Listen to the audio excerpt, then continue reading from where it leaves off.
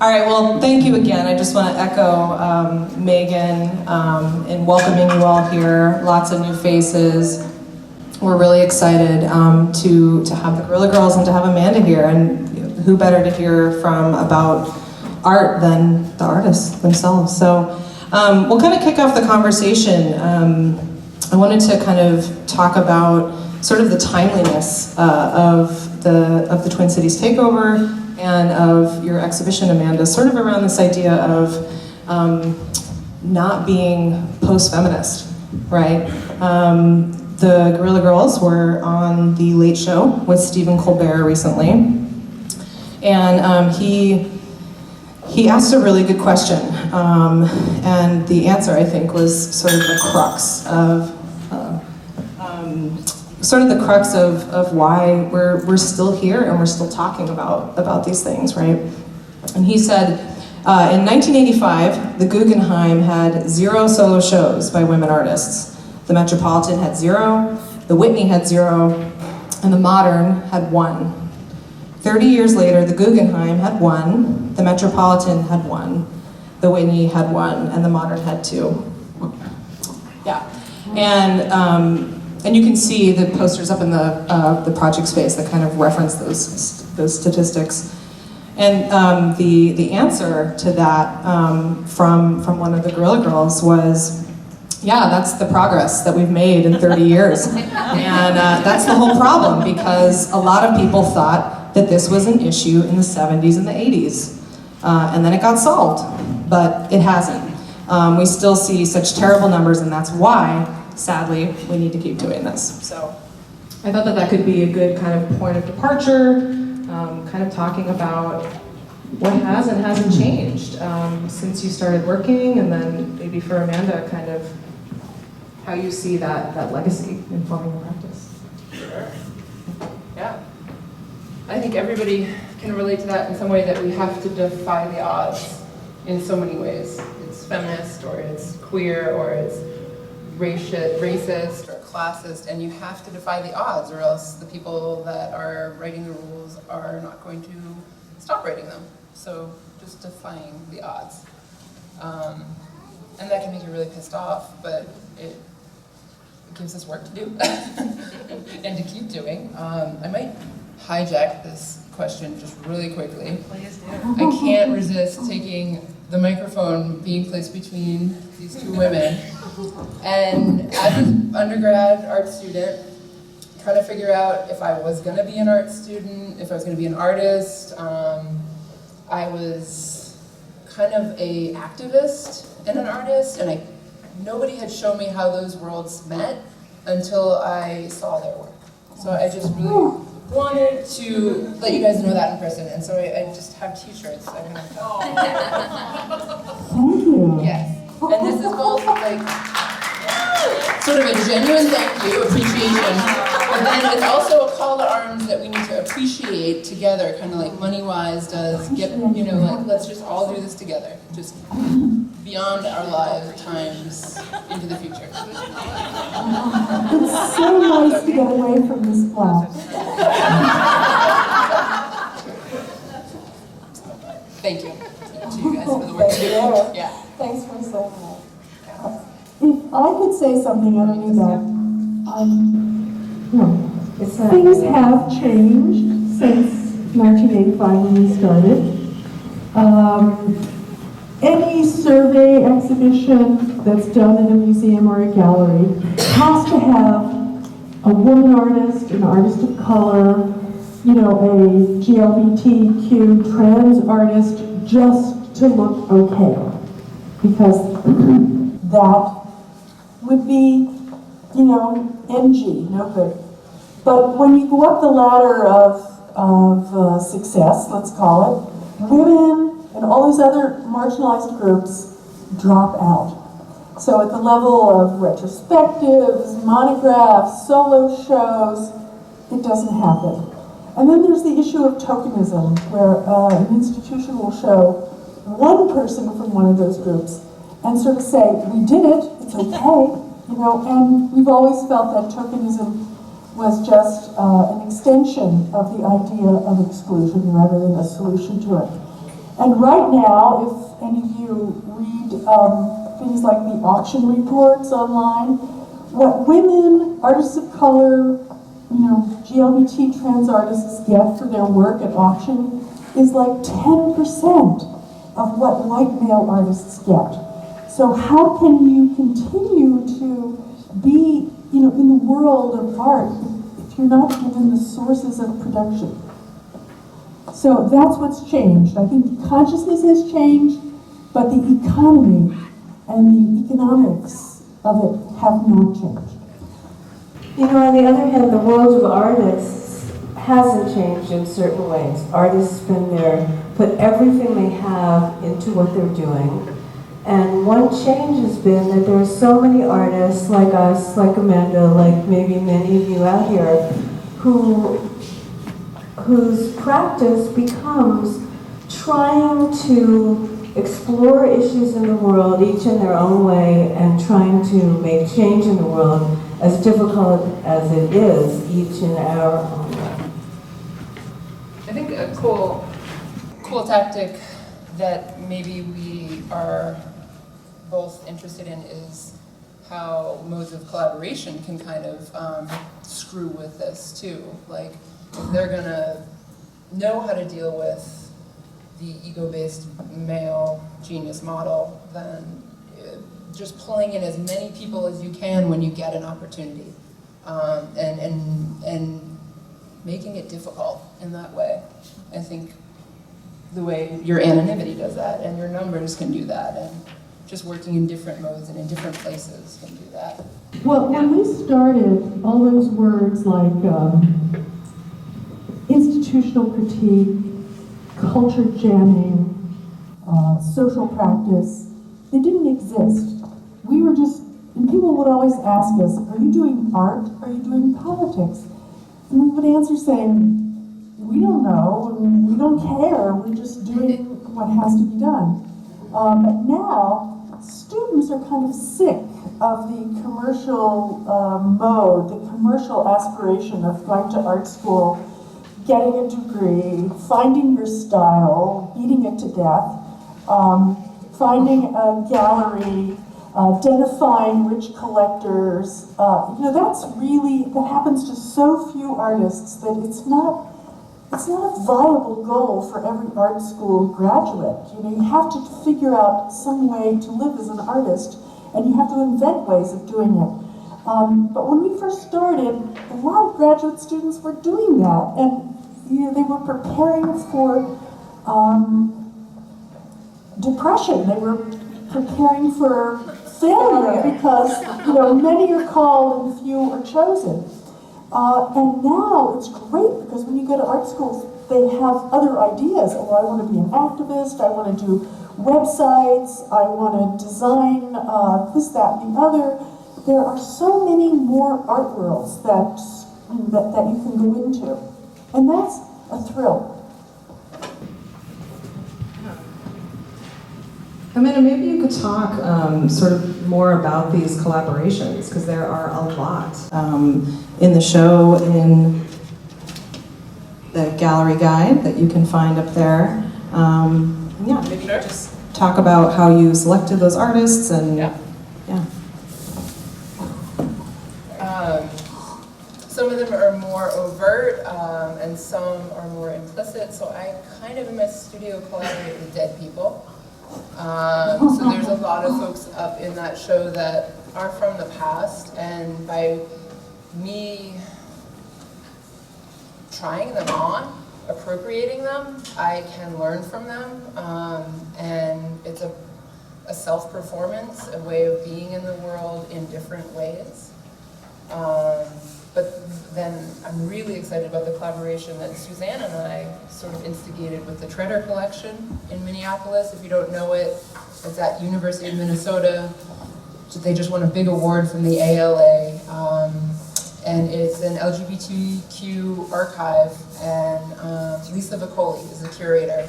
And we developed a relationship with her, sort of won her trust, kind of got to know each other, and found common ground, and she lent us materials that aren't necessarily usually circulating, and she sort of turned my head. I had my head in a box, literally, looking at Barbara Giddings, who's a librarian activist, radical lady from sort of the 1950s Daughters of Bilitis group, first lesbian activist organization in the US.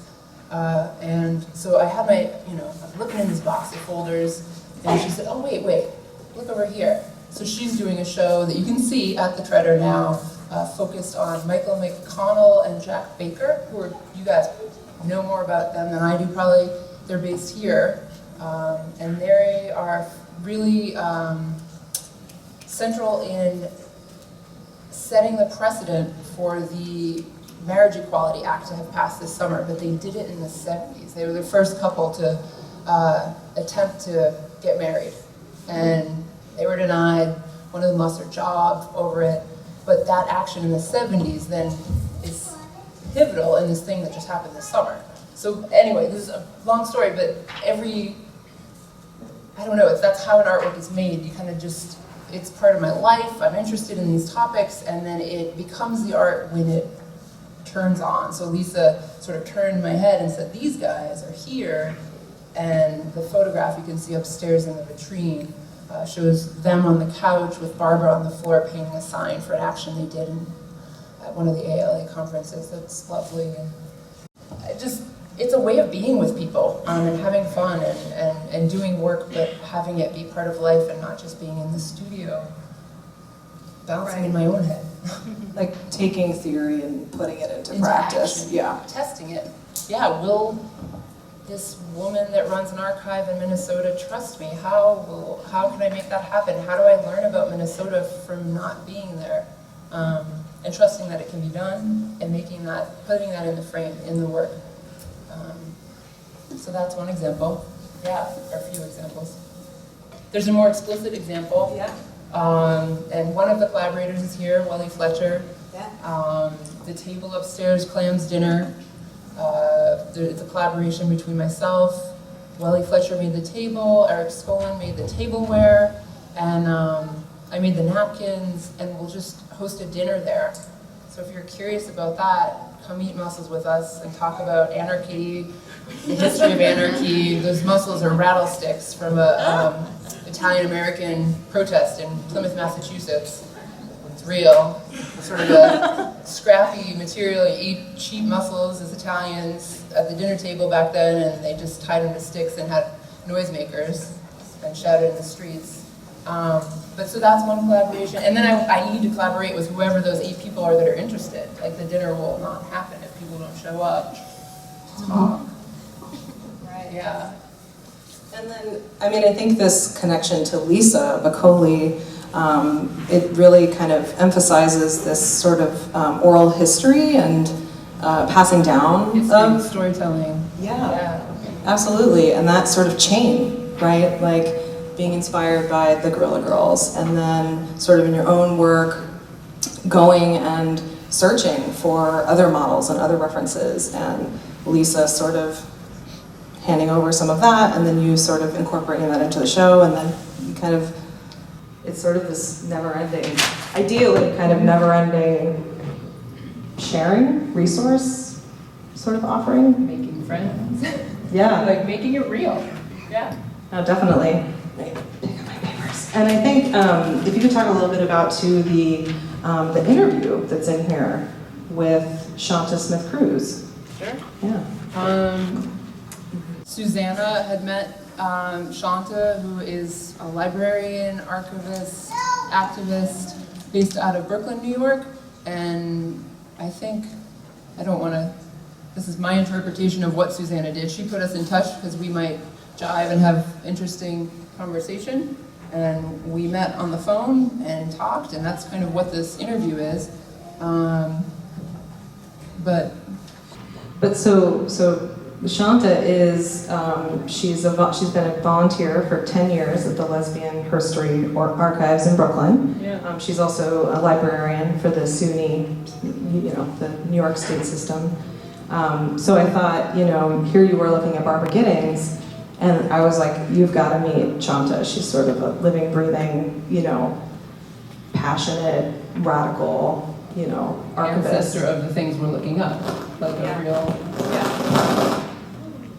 Yeah, and she really wanted to hear about kind of your process of even going into the archive and setting up those connections. And maybe this brings us to sort of talking about the kind of visual strategies that you have going on with scale, and I'm sure Frida and Kata could weigh in sort of about the posters and scale, and maybe we could just talk a little bit about that.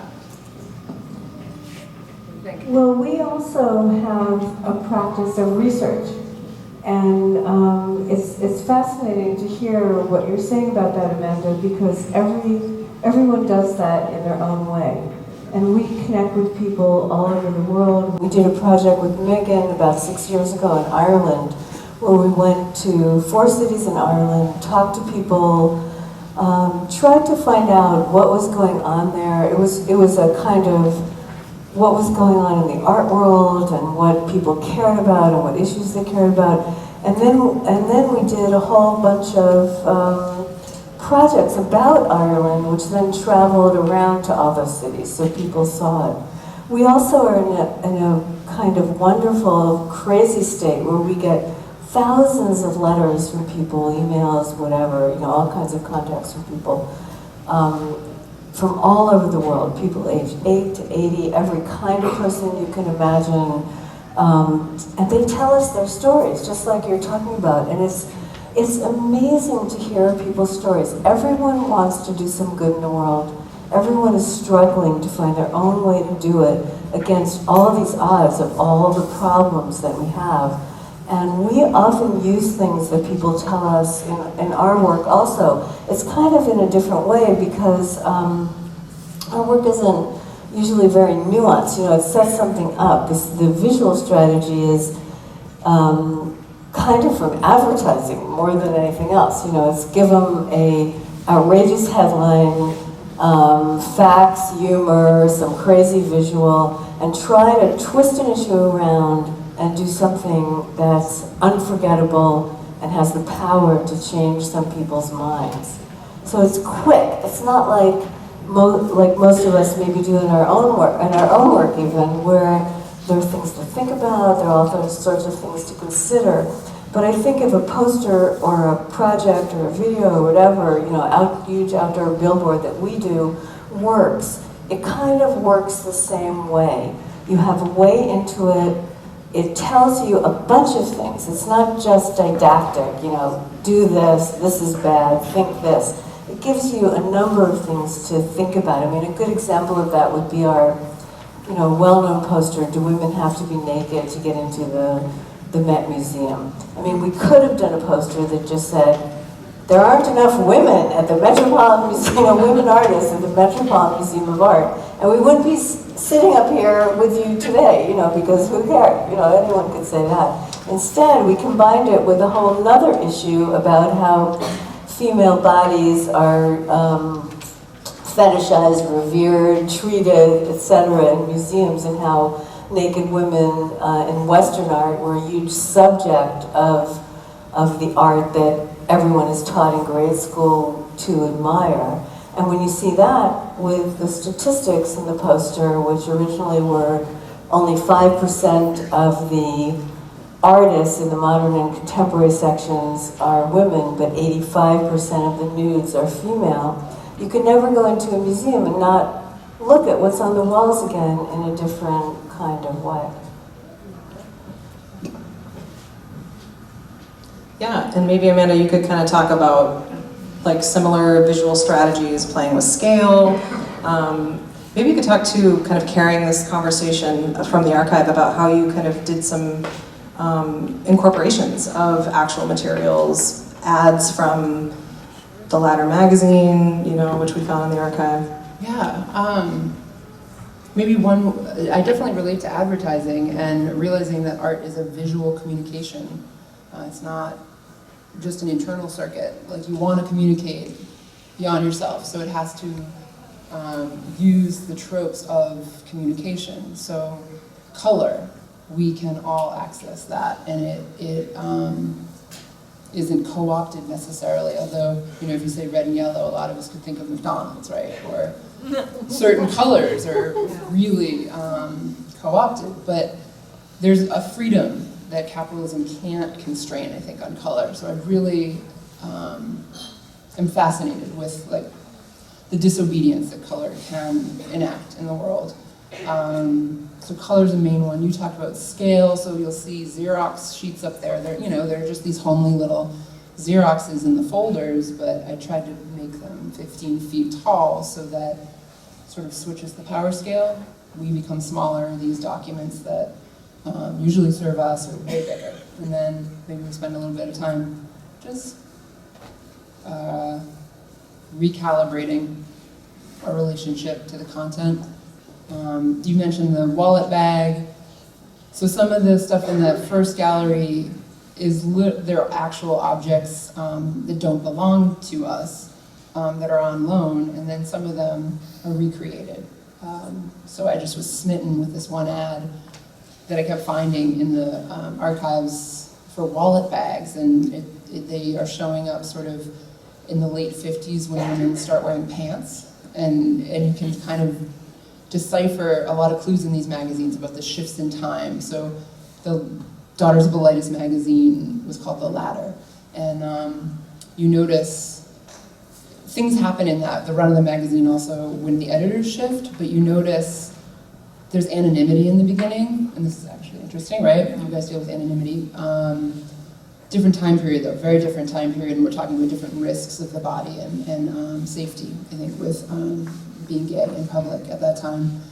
But in the beginning of the magazine, you wouldn't find, there'd be a lot of pen names, there'd be drawings on the covers, and then the 60s start to hit, and Barbara Giddings and her partner, Kay, come into the magazine, and suddenly, and Kay was a photographer, suddenly the covers start having photographs of women. And they're particular women who felt brave enough or secure in their positions in life to represent themselves in public on these covers. I'm going on a tangent, but it's just, there's so many visual strategies out there that you have to think about, and they're not always overt. But so the wallet bags popped up many times in their ads and the newsletters, and they happen at this time when pants start being worn, and they're just endearing. It's, you read the text on the big blown up banner upstairs, and you can choose your color. They're only $1.50, and Kind of amorphous and they're kind of homely little wallet bags. non-gendered and Yeah. just. So I had to make some.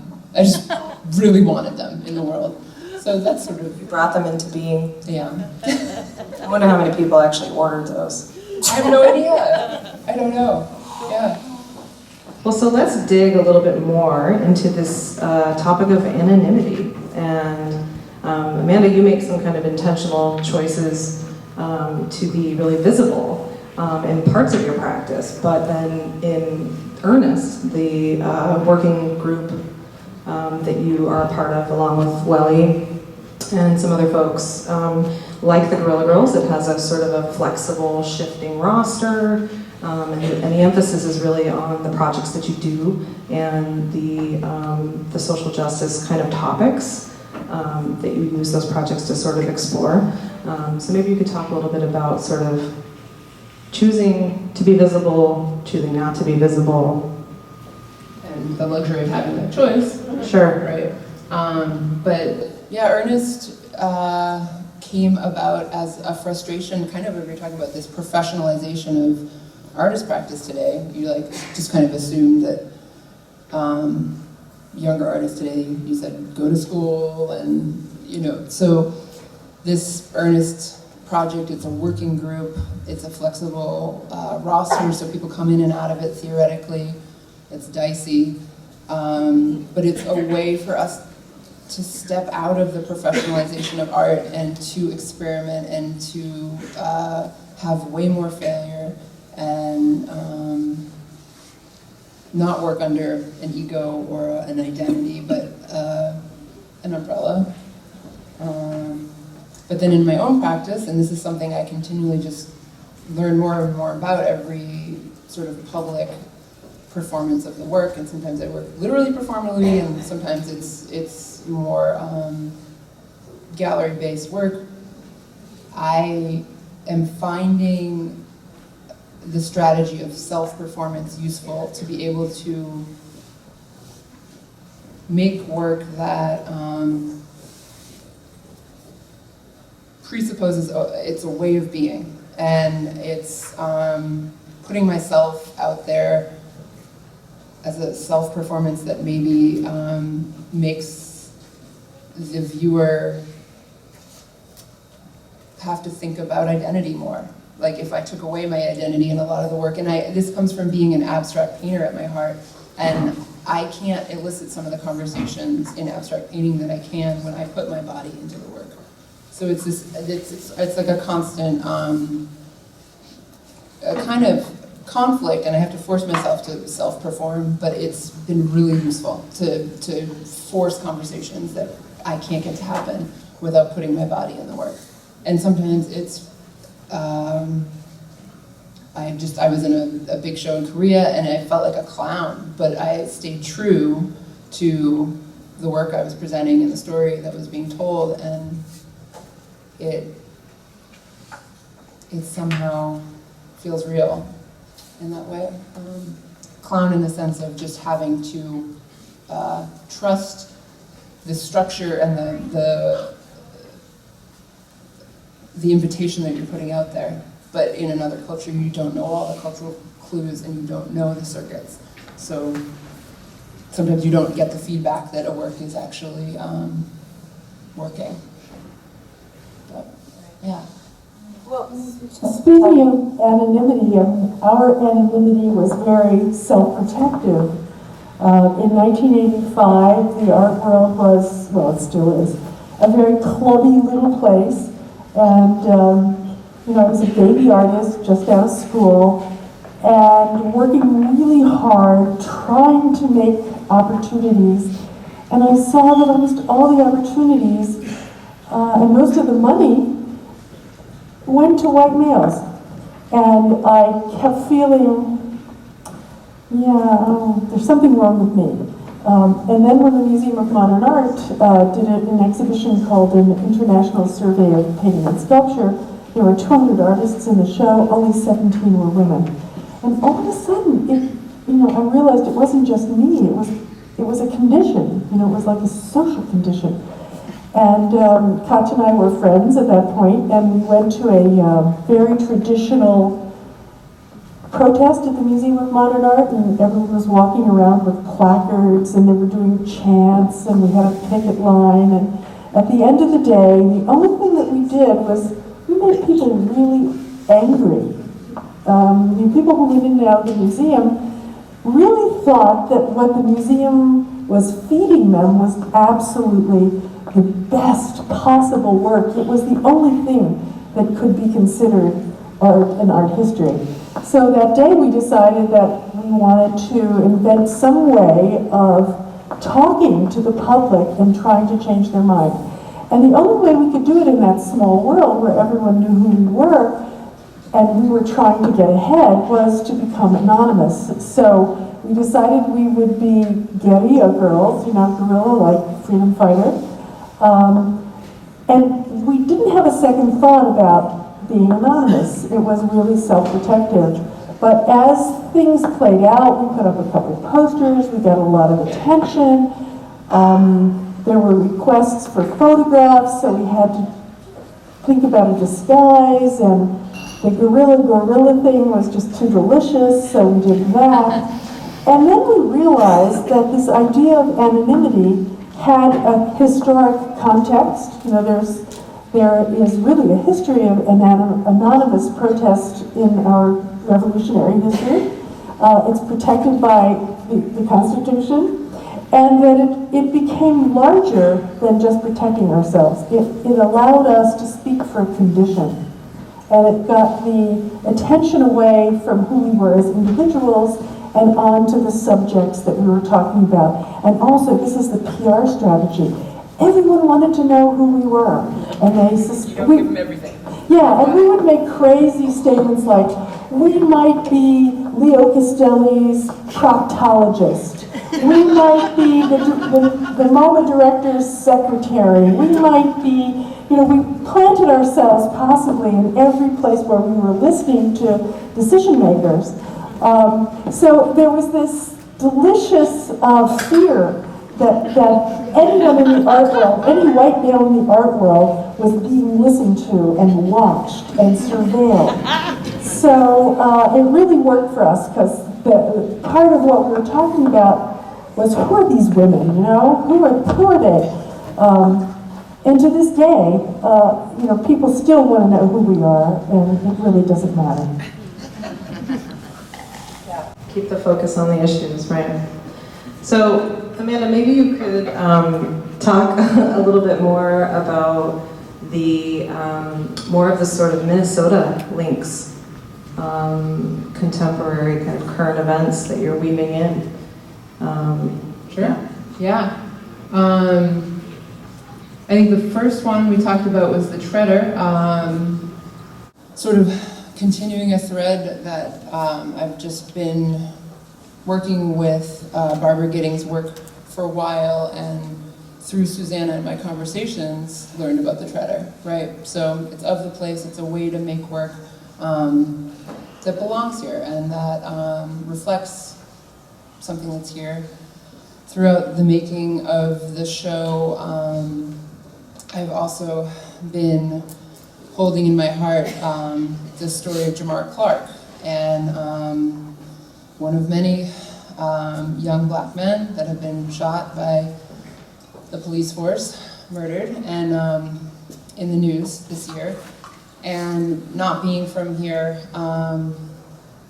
wondering if that was going to play into the work, and it was influencing me and my life while making the work, and I was searching for a way to bring that conversation into the gallery and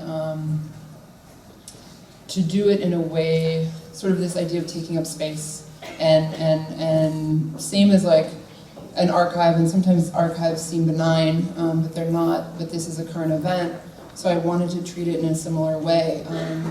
So there is a cell phone photo upstairs that is a still of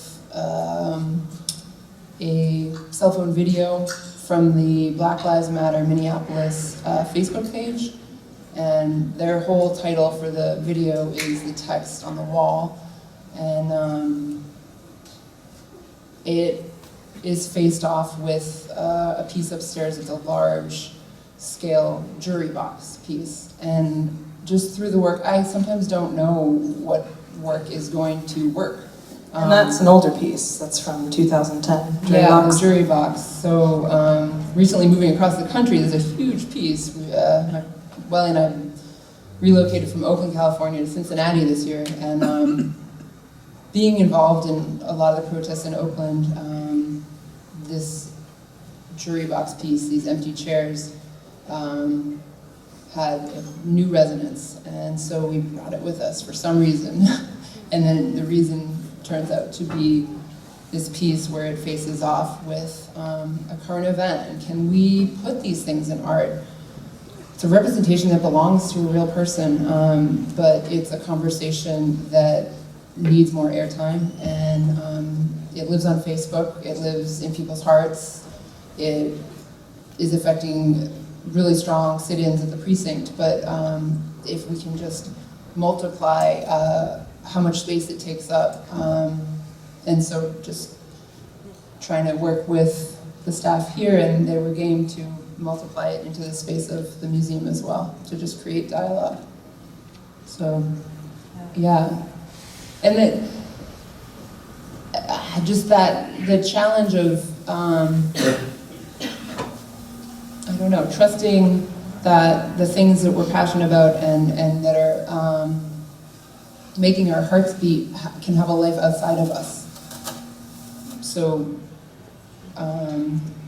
a lot of, I mean, kind of that's the Lunatics thread through all the work, all that stuff really amps me up, and it's that contradictory state of calm lunatics and the social injustice that's happening in the world.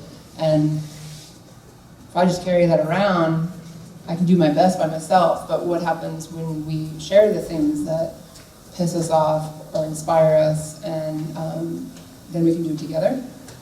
So, Right, there's an urgency there, yeah. absolutely.